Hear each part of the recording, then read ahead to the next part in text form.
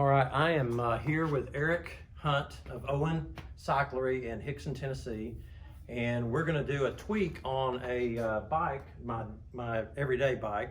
In a moment, we'll do another video on my trainer. I've never had a bike fit on it, but Eric fit me to this bike several months ago, and I got to say, I'd had a bike fit before from another owner of a bike shop, and Eric is so thorough. I brought a couple of guys to him and watched him do it, and I said, I've got to have one done for myself. So Eric Hunt, American Cycling Network's official bike shop guy. You're gonna see lots of videos from Eric in the future, but this is our first with Eric, and so he's gonna do a tweak on my seat, and I'll let him explain how he's gonna do all that and all the tools that he's gonna use. All right, so Mike's about to get into, I guess, his full swing of riding season, and just wants to make sure that his seat height is adjusted correctly.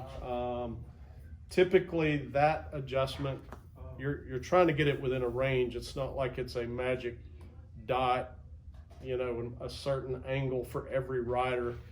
Where we place you has a lot to do with your flexibility. You know, how much weight you've lost, how much you've gained. Are you a thinner rider? How would you describe your flexibility, Mike? I'm a little bit more flexible than average because I do some yoga stretches at least 3 or 4 times a week. Good deal. So that will definitely play into the equation of kind of where we place him. I think we probably should have room to kind of open his leg length up a little bit. So Mike, if you would get on the bike, we'll check that angle really quick.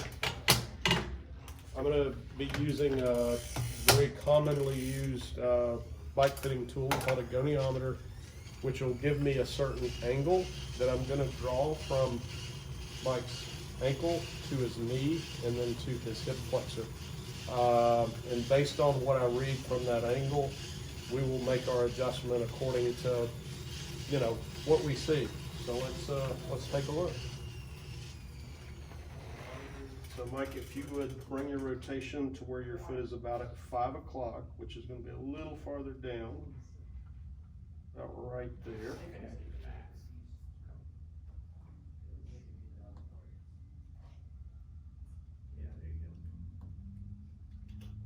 All right, so we have an angle here. We're at about 34 degrees, and ideally, and I think Mike definitely needs to kind of be opened a bit with his leg angle. We're gonna raise his seat, which in turn is gonna make this angle more open. So if this is 90 degrees, he's kind of back in here. We're gonna kind of bring him just a bit closer to that 90-degree angle, probably in about the 29-degree angle. So it's going to be a very slight adjustment.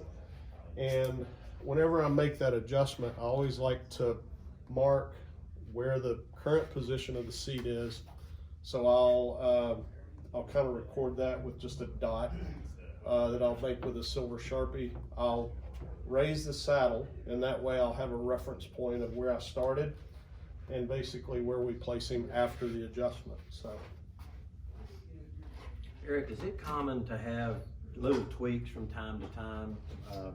Like you did the bike fit for me, maybe 3 or 4 months ago, and then we're doing this little adjustment now. Is that common? Absolutely, yeah. So bike fitting is kind of a moving target.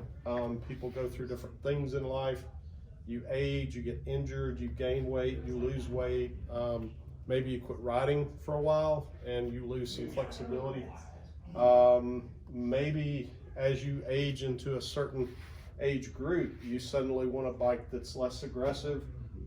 This is a fairly aggressive bike that Mike is on. The bike we're going to fit after we make the tweak on this one is an endurance geometry bike, which means it's going to have a taller head tube and basically gives you a more comfortable position. It's a very different setup from the way this bike is set up. So this is definitely kind of more of a go fast bike, no question. So yeah, this one I'm using to train for Senior Olympics. I've qualified in the state of Tennessee on this bike for 2 events, and I use the other one only for Zwift on my Zwift trainer. Yeah, and something else to know too, and this is very common with carbon bikes, the seat binder adjustment is kind of a sensitive adjustment, and whenever you're making tweaks, changes on certain fittings on a carbon bike, or most any bike for that matter, it's always a good idea to use a torque wrench, because if you don't get the seat post or the stem bolt, whatever it may be, to the right torque spec, and you under torque it, much of the time you make the adjustment on the bike, and then 2 or 3 months down the road, the rider comes in and they're like, I just don't feel right like I did after the fit. Much of the time the seat post will inch its way down because the bolt wasn't torqued to the correct spec. So I'm going to be using my torque wrench when I make this adjustment on the seat binder.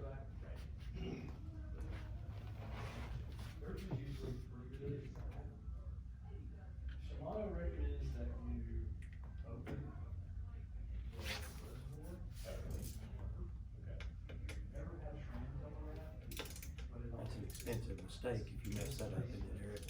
Can be. Yeah. Yeah. If you got it too tight, it can be. It can.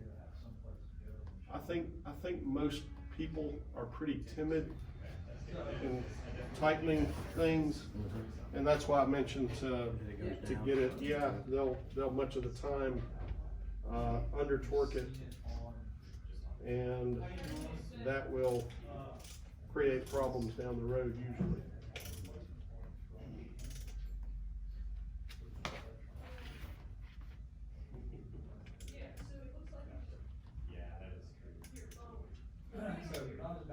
And there's my torque spec at 7 Newton meters. And basically, I raised the seat about 5 millimeters. So the difference in the angle we started with versus where we are now will be very subtle. But if you're making thousands of rotations during a ride, it can be significant. All right, Mike, you'll stop at that 5 o'clock spot for me. Sir, good luck. Have a good weekend. Yeah, you too.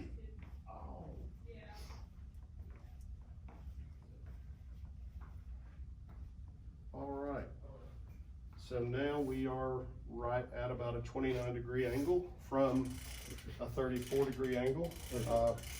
So we're kind of more along the leading edge of kind of recommended seat height, which should give him better ability to pedal smoother, more powerful pedal strokes without going too high. Very important.